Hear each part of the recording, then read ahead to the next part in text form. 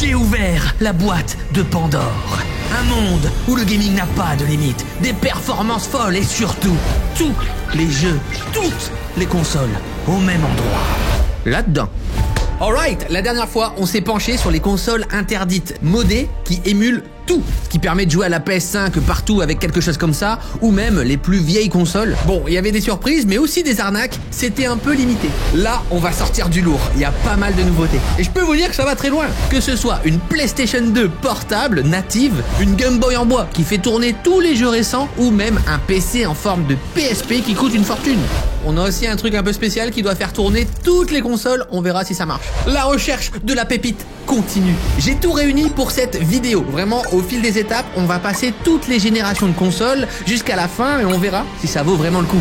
Attention, il y a tout un sujet, notamment sur la partie illégale ou encore le marché gris. Vous comprendrez aussi pourquoi certaines de ces consoles sont interdites. L'enquête commence.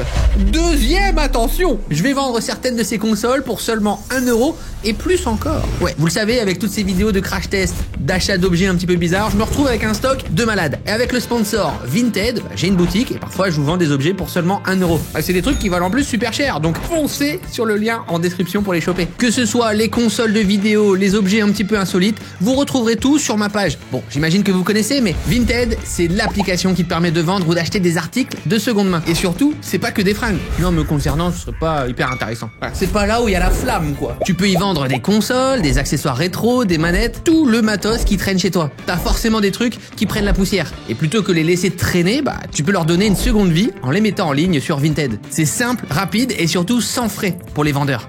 Me concernant, la vente est dans 3 jours, le 29 août à 18 h. Donc vous devez suivre mon compte pour être averti et surtout faire partie des premiers. Le lien est en description. Merci Vinted pour la collaboration. Première console, la Feynao HG 938. C'est toujours des noms un petit peu chelous. Mais là, quelque chose de très intéressant puisqu'on va parler de rétro gaming. On l'a vu dans la vidéo Toutes les Nintendo, ceux qui s'en rappellent, la fameuse NES, qui est quand même une grosse console avec des jeux mythiques, mais cette fois-ci vraiment au format portable avec un écran intégré et les jeux natifs. On peut même y mettre des cassettes. Ça, c'est dingue. Bon, par contre, tout est écrit en chinois. On n'est visiblement pas sur un objet officiel Nintendo. Ça va pas leur plaire, ça, je pense. N'appelez pas la police! La console m'a coûté 55 €. Ça, c'est vraiment stylé, par contre. De pouvoir jouer à des jeux rétro comme ça sur une console portable, ça m'intéresse. Parce qu'il y a certains jeux, forcément, sur le Nintendo Shop, etc. Mais il n'y a pas non plus tout. Il n'y a pas les plus vieux. Et surtout, c'est pas natif. C'est pas pareil. On a des petites manettes qui reprennent le design, qui reprennent la qualité de l'époque aussi. C'est pas terrible. Ah, et c'est sans fil. Bon, en tout cas, elles sont super belles. Et maintenant, on va voir, waouh, le beau bébé. Ah oui, d'accord. Ah, c'est un peu moins quali, forcément. C'est le problème avec ces marchés un peu gris. Là, je pense qu'on est sur de l'impression 3D. Concernant la case, c'est un peu gros, mais ça fait très plastique,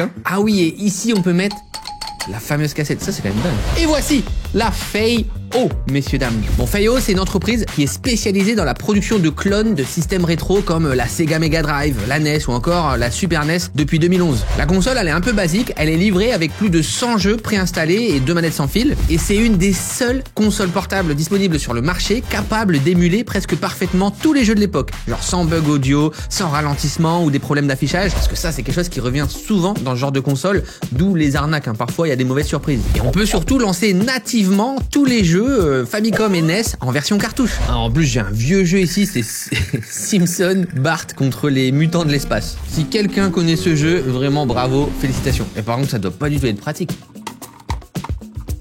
Ah mais non. Waouh, la console, le bousin. Attendez, avant, je vais quand même l'allumer.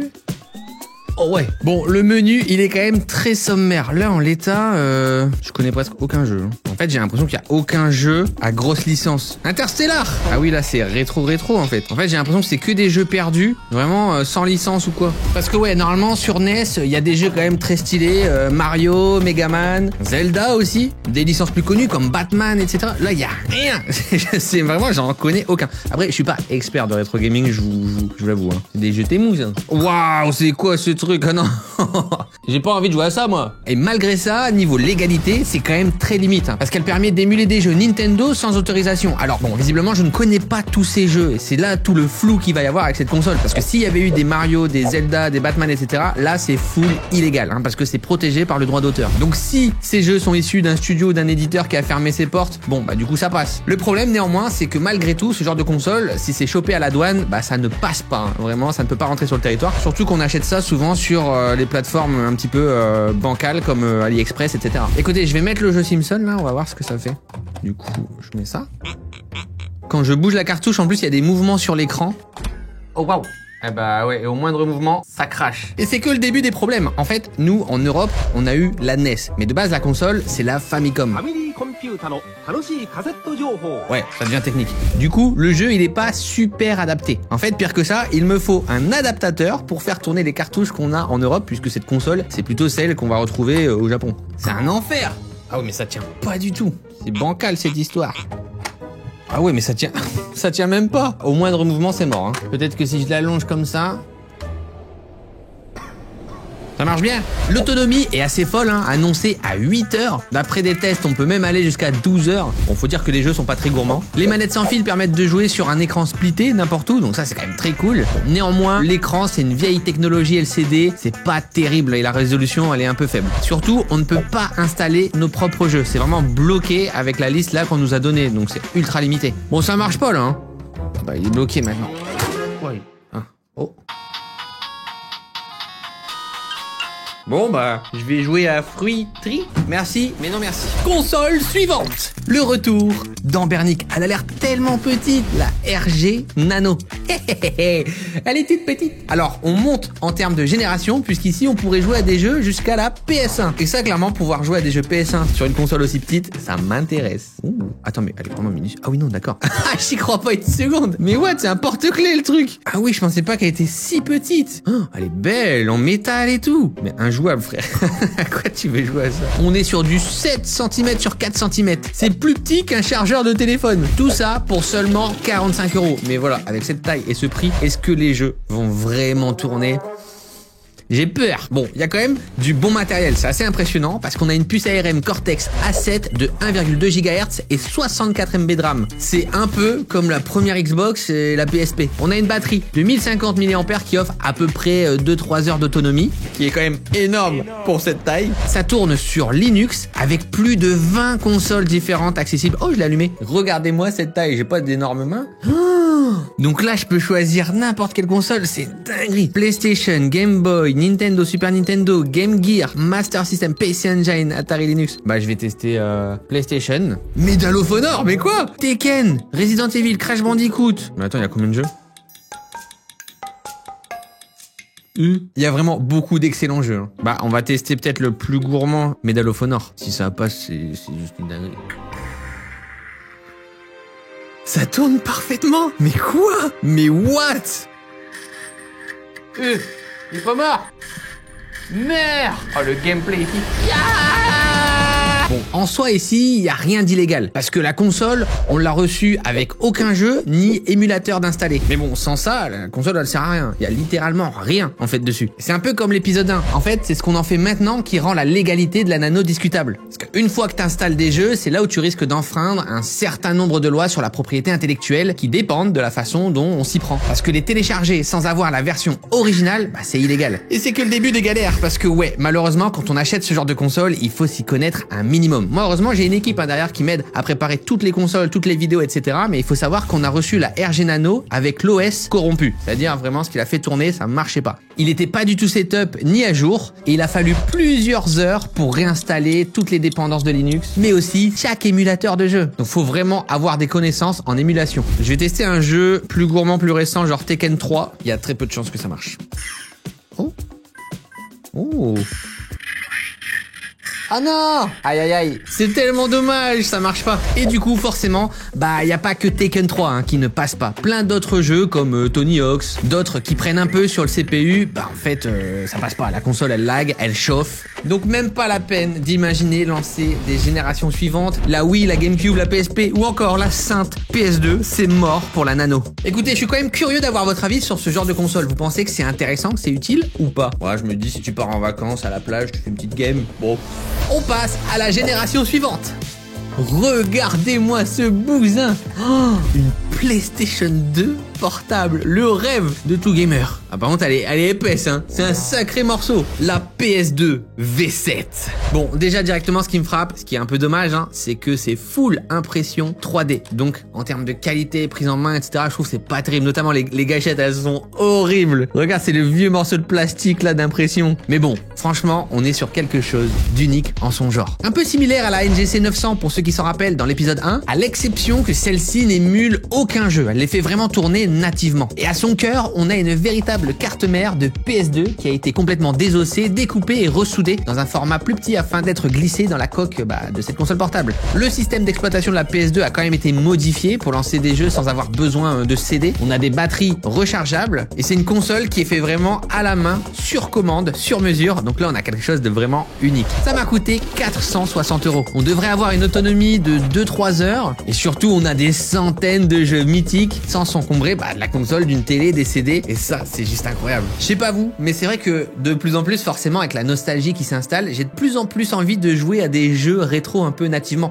Et c'est vrai que pour moi le rétro, c'est plus ça, c'est la PS2. Avant on parlait de rétro pour tout ce qui était, on l'a vu avant, NES, Nintendo 64 etc. Mais en fait c'est tellement lointain que on est plus proche de l'archive qu'autre chose pour moi. Et le côté vraiment rétro gaming, c'est-à-dire prendre plaisir à jouer à des jeux un peu plus anciens avec lesquels on a grandi, pour moi c'est plus PS2, Xbox. Bon c'est assez lourd mine de rien, on va voir ce que ça donne. Oula, ok. Free MacBook. Oh waouh. Ah oui, donc on est vraiment là sur le menu d'émulation. Oh Vice City. Ils ont installé Vice City. Ah par contre là, vraiment la prise en main n'est pas terrible. C'est un gros pâté. C'est un gros pâté hein, dans les mains. C'est une brique le truc. Messieurs, dames, Vice City. Hey, hey. Oh, ce menu. Oh waouh. Oh putain, ça pique un peu.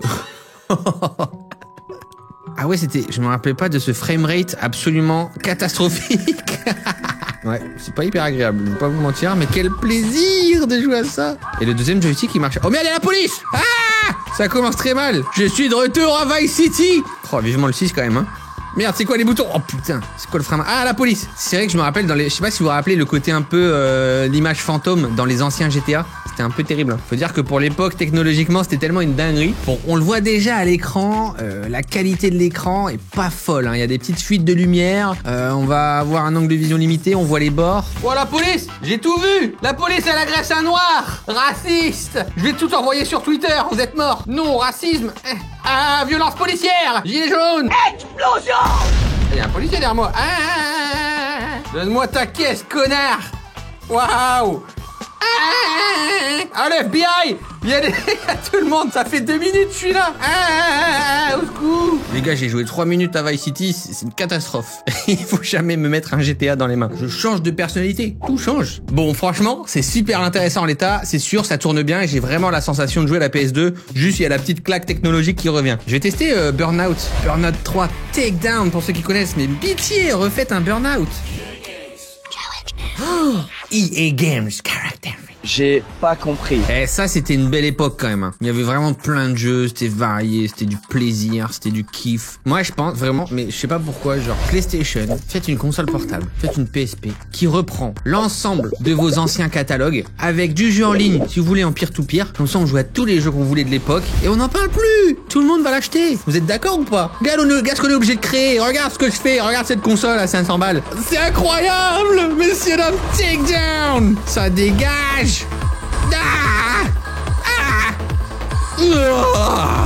Ça dégage. Ça tourne tellement bien. Ah, franchement, c'est méga stylé. Bon, y a pas que des qualités. Déjà, encore une fois, merci la prod, mais il faut savoir que quand on a reçu la console, bah, elle marchait pas. Regardez le bousin. En fait, il y avait un gros no signal. Tout simplement parce que la carte mère de la PS2 n'était pas alimentée. Alors, bah, c'est un peu technique, mais ouais, il faut démonter la machine pour rebrancher quelques fils. Et bah là, faut quand même s'y connaître. Je pense que les 3/4 des gens, comme moi, hein, qui jouent juste... Je suis pas soudeur, en fait, moi, si tu veux. J'ai fait ça en techno, en 3e, à un moment. J'ai fait un porte-clés laser, notamment. Ce qui montre aussi que bah, c'est du fait main, c'est très fragile, et certainement, durant le voyage, en fait, ça a dû se dessouder. Donc encore un petit banger, hein, mais mine de rien qu'il faut vraiment maîtriser, il faut bidouiller, et là, c'est pas encore assez accessible, je pense. Et puis, ce n'est que la PS2. Tout le monde n'est pas forcément fan de cette console. Tout le monde n'a pas envie de jouer à Burnout ou Vice City dans cet état en 2025. Nous, ce qu'on veut maintenant, c'est voir des machines qui peuvent faire tourner des jeux PS2, certes, et surtout d'autres consoles, comme la Wii, ou encore la PS Vita. Pour ça, je vous propose la console suivante.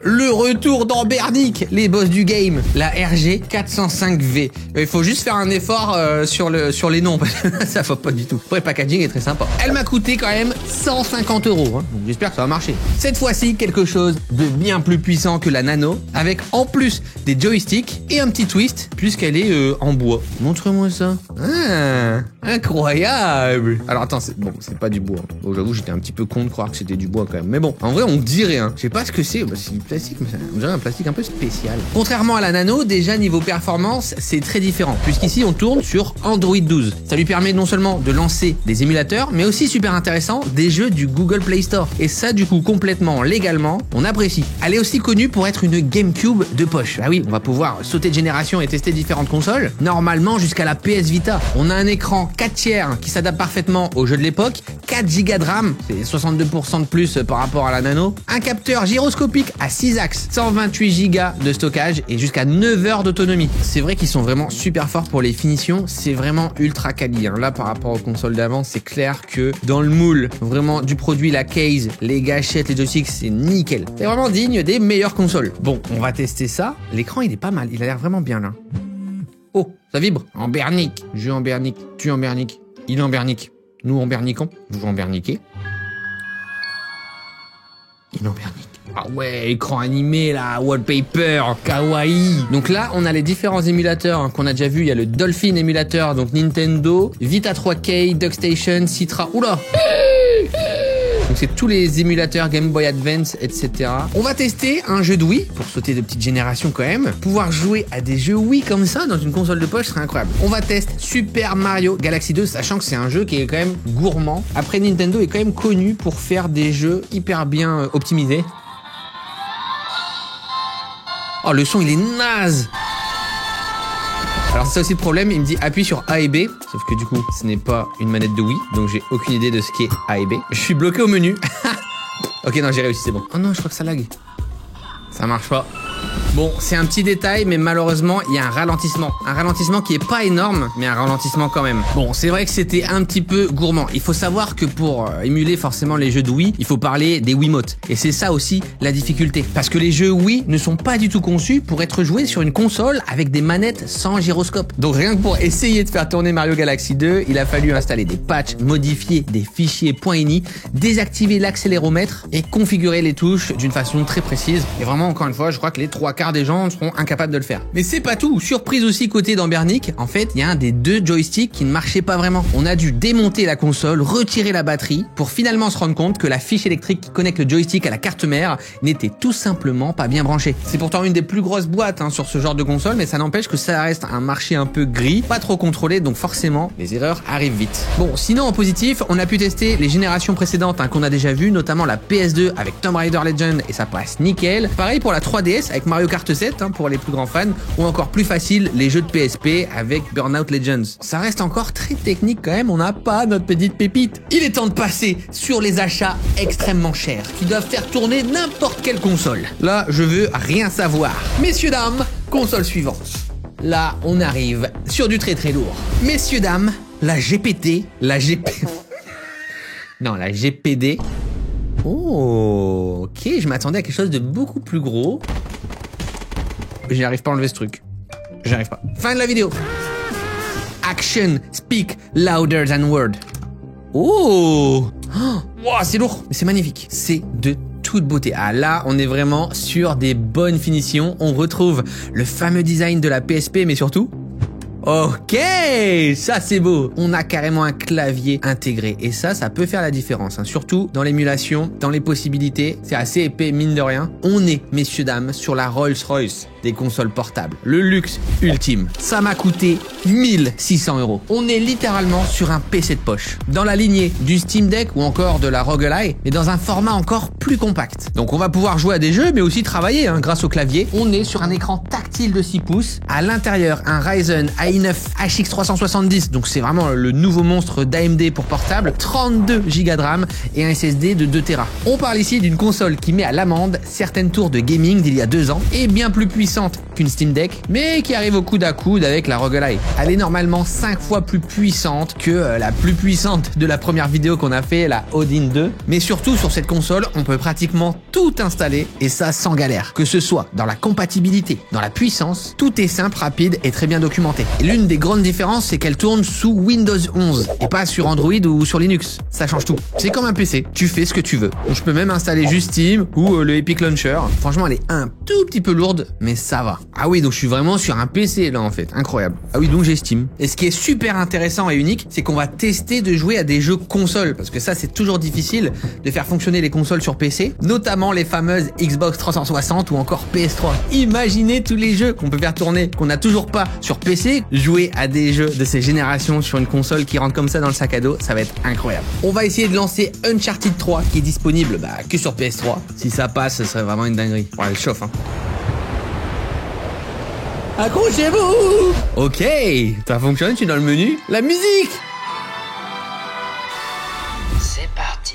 Ah ouais, incroyable! C'est vraiment pas mal, hein. Ok, il y a quand même un peu des lags, hein. C'est pas...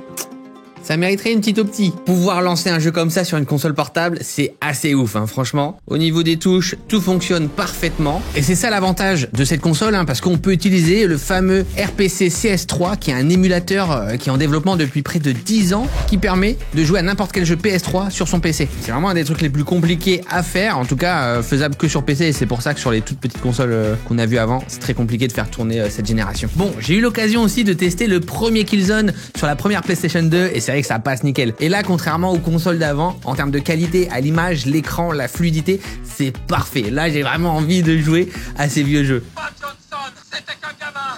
Oh là, le doublage de qualité, il faudrait vraiment faire du cas par cas pour tout valider. En fait, il y a des jeux super gourmands, notamment sur PS3, qui vont avoir plus de mal. On a pu essayer aussi d'autres jeux comme Gears of War 3 de la 360 ou Crysis 3 de PS3 et ça tourne nickel. Concernant la légalité de ce produit, on est quand même 100% clean. Elle nous est livrée avec une licence valide de Windows 11. Il n'y a pas de triche sur les taxes douanières. On a payé à peu près 280 € pour son droit de passage et elle n'est pas conçue spécialement pour nous permettre d'installer des émulateurs, contrairement au Bernic, hein, par exemple, qui joue clairement sur la ligne. Ici, on peut utiliser la GPD pour jouer uniquement via Steam, via l'Epic Game Store ou encore le Google Play Store ou toute autre plateforme légale. Bon, et si vous installez des émulateurs, ça, c'est plutôt de votre fait. Mais c'est facultatif pour jouer, contrairement à toutes les autres consoles qu'on a vues. On va essayer de passer un jeu vraiment très récent et ultra gourmand, GTA 5. Si ce jeu passe, normalement, tous les jeux passent. Ah ouais, incroyable. Bon là, ça passe vraiment nickel. Et surtout, les graphismes sont dingues parce que là, on est sur la version améliorée, donc la dernière sortie.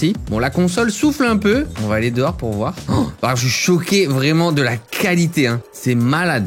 Waouh. Let's go! Oh là là, ouais. Oh, mais elle est magnifique en plus cette version. Franchement là, on est sur une qualité PC, je vous jure, c'est assez impressionnant et l'écran rend super bien. C'est très fluide. Bon, je suis à moins de 60 FPS quand même, je pense. On est quand même principalement en très élevé en termes de qualité et vraiment ça passe super bien. C'est quoi cette dinguerie? Bon, en tout cas à ce prix-là, ça m'étonne pas que ça fonctionne. Encore heureux, j'ai envie de vous dire. Et vraiment l'intérêt, c'est de pouvoir le faire sur toutes les autres générations, sur toutes les autres consoles. Sauf qu'elle nous permet pas de le faire sur les consoles véritablement récentes comme la PS4, la Xbox One ou même la PS5. Tout simplement parce qu'il n'y a pas d'émulateur, ça n'existe pas et là c'est vraiment illégal. À moins que j'ai trouvé un objet qui permette même de faire ça. Je sais pas ce que c'est cette dinguerie. Console suivante. le produit des enfers, le Playzone. Ici, c'est un système un peu différent des machines qu'on a pu voir tout au long de cette vidéo, car au lieu d'être une console, c'est un système à brancher sur son PC qui permet en théorie de pouvoir lancer plus de 100 000 jeux. Ouais, c'est conséquent. Et ça, en un claquement de doigts. Vous avez peut-être déjà vu des vidéos sur les réseaux sociaux, sur TikTok. Ça a l'air juste abusé. Concrètement, on peut passer de la NES à la Game Boy, à la Wii, à la PS3 et surtout à la PS4, à la Xbox One et même à la PS5. Il n'existe à l'heure actuelle aucun moyen connu de lancer des jeux PS4 ou PS5. Hein, donc on est sur un petit bijou, un petit banger. Sauf s'il y a une douille. Et ça, c'est très probable. Alors, on va voir, parce qu'en fait, techniquement, on dirait que c'est juste un disque dur. Je me demande vraiment si ça marche. Ah, waouh, c'est un SATA. Voilà le petit bousin. Et j'ai quand même un adaptateur avec lui, forcément pour le SATA, avec une prise USB que je vais mettre du coup sur mon PC. Voilà, je l'assemble comme ça. Et je vais le mettre sur un 3.0. À tout moment, je me fais hacker. Mon Dieu Seigneur, il y a toutes les consoles. Nintendo 64, Nintendo Switch. Ah oui, par contre, il n'y a pas tous les jeux. C'est très limité. PlayStation 2. Ok. Ah, il y en a pas énorme. Hein. Bon, visiblement, on est sur Launchbox. Alors, c'est pas du tout un truc exclusif à la Playzone. En fait, c'est un logiciel que vous pouvez télécharger sur Internet. C'est un game launcher qui permet de gérer pas mal d'émulations. Vous pouvez aussi synchroniser tous vos jeux Steam. Il y a aussi une commu. Enfin, voilà, pour tous ceux qui s'y connaissent un peu comme Rome Station, etc. La Playzone, pour l'instant, m'a juste permis d'avoir Launchbox d'installer sur le disque dur. D'ailleurs, si on regarde le disque dur Playzone, il est full parce qu'il y a 900 Go et vraiment, il est déjà full. Donc, en gros, ils ont juste installé Launchbox et ils ont installé déjà des jeux dessus. Ils ont préinstallé des jeux que j'aurais peut-être pu faire, sauf qu'ici, on sait pas du tout d'où ça sort. On sait pas du tout avec quel ROM et comment ils l'ont installé, si c'est des versions légales, si c'est illégal. Donc, c'est vraiment le côté shady du truc. Il y a vraiment beaucoup de jeux PS1, par contre, forcément. Et PlayStation 5, on peut voir, et effectivement, il y a Resident Evil 4, Silent Hill 2, Witcher 3, mais c'est des jeux qui existent aussi sur PC. Hein. Donc là, vraiment, c'est mon PC, en fait, qui va tourner. C'est pas du tout la Playzone, hein. C'est juste un disque dur. Vraiment, il ne sert à rien. Ça a juste gagné du temps pour download et encore on sait même pas quelle version il a download. Donc ce genre de jeu sur PS3 et tout, ça va marcher. MW3, messieurs dames. Ah, forcément, j'ai que la campagne par contre. Oh waouh, c'est vrai que c'était un jeu de malade ça quand même. Oh, les souvenirs, c'était incroyable quand même. Par contre, la résolution, elle a pris le tarif un peu. Alright, bon, forcément, ça fonctionne, pas de surprise. Bon, du coup, il y a mensonge sur la marchandise. Hein, clairement, on n'est pas sur un plug and play annoncé. Il y a des logiciels, franchement, très douteux, hein, qui doivent être installés sur le PC. Et on va dire qu'en termes de jeu, on est plus proche des 4000 que les 100 000. En fait, c'est qu'un SSD qui contient des fichiers, donc c'est pas réellement une console. On va dire que son avantage, c'est qu'il les a tous regroupés au même endroit, mais j'aurais pu les choper moi-même. Et surtout, ce qui travaille véritablement, c'est la carte graphique de notre PC et pas du tout le Playzone. Le Playzone, ça fait rien, c'est juste des fichiers stockés. Donc si vous avez un PC pas terrible, ça va full crash. Et concernant les fameux jeux PS5 hein, qu'on peut voir, en fait, ils ont un peu filouté. Déjà, tous les jeux proposés sont étrangement aussi disponibles sur PC. Parce que oui, aujourd'hui, il y a des jeux PS5 qui sont dispo sur PC. En fait, ils ont juste installé des versions craquées de jeux PC aussi disponibles sur PS5 et ils ont mis des jaquettes PS5 sur le launcher pour nous faire croire que c'était le cas. Mais en soi, on lance juste des jeux PC et en plus des jeux illégaux. Là, c'est full illégal. En plus de ça, quand on lance les jeux Switch, on se rend compte qu'en fait, ça utilise l'émulateur Yuzu. Encore une fois, c'est un truc que vous pouvez télécharger, mais attention, qui a été ban par Nintendo. C'est complètement interdit. Donc les mecs vous vendent quand même quelque chose avec à l'intérieur des softwares complètement interdits. Alors oui, techniquement, je pourrais lancer tous ces jeux, mais en fait, ça dépend surtout de mon PC. Et comme j'ai un gros PC, bah ça passe. Et il y a de très grandes chances pour que tout soit illégal. C'est à bannir. Le Playzone enfreint tellement de lois différentes que ça va être dur de résumer. Après enquête, on a fouiné et effectivement, ça contient des cracks de jeux PC et consoles, des BIOS et firmware piratés. Et le fait que ce soit achetable sur Amazon, c'est assez dingue. Ça enfreint beaucoup de régulations sur le droit d'auteur, le recel, la contrefaçon, la pratique commerciale trompeuse et la propriété intellectuelle. Donc je vous le dis, n'achetez pas ça. Messieurs, dames, c'est la fin de cette vidéo sur ce marché gris sur le monde obscur des consoles interdites. J'espère que ça vous aura plu. N'hésitez pas à laisser votre avis en commentaire. Si vous connaissez aussi des consoles intéressantes, des pépites, vous me les partagez. On se retrouve pour une prochaine. À bientôt.